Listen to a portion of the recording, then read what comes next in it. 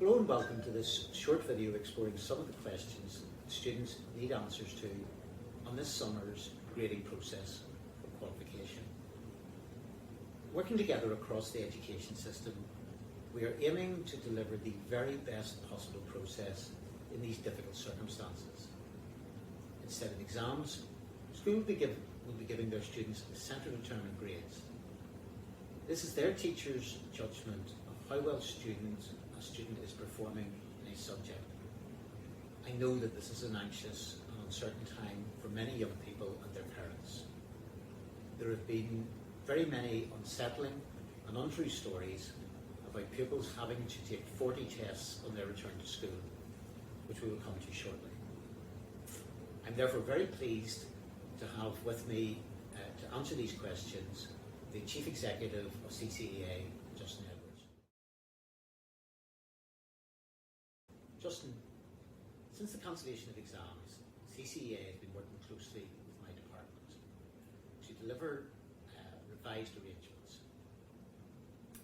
Can you explain in a couple of sentences for people the qualifications will be awarded this year?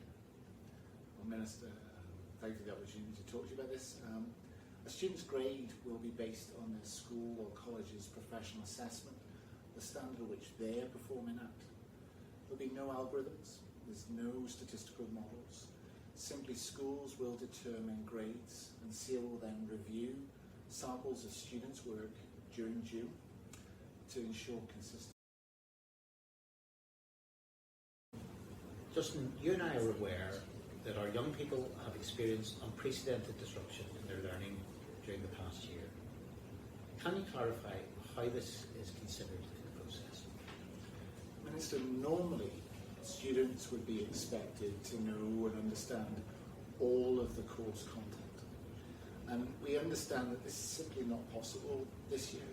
We have advised schools, therefore, that students do not need to have completed a minimum amount of content or to be assessed across all the units of the course, as they usually would.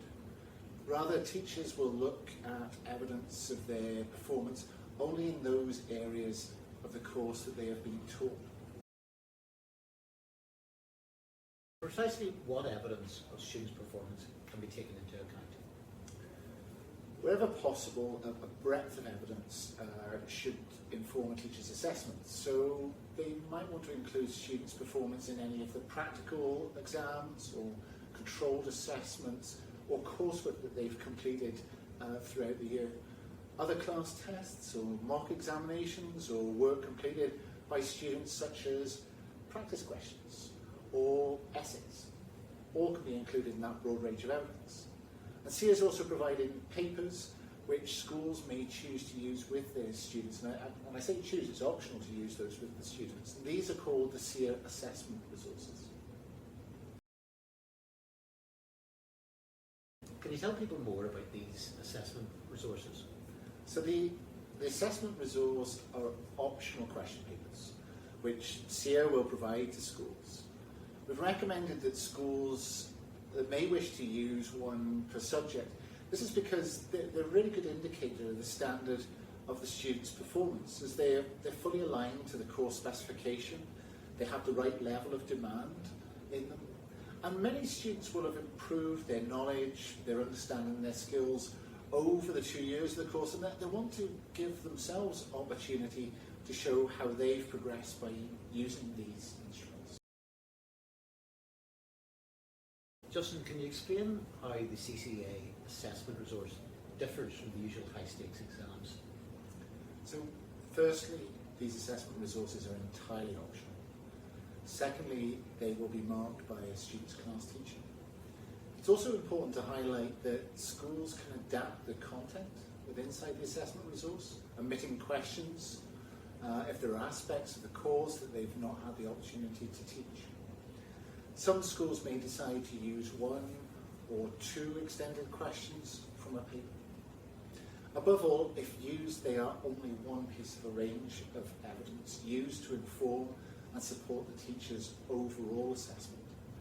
They provide an opportunity to show their knowledge, understanding and skills, and will then form part of the overall evidence that will be considered by the teacher.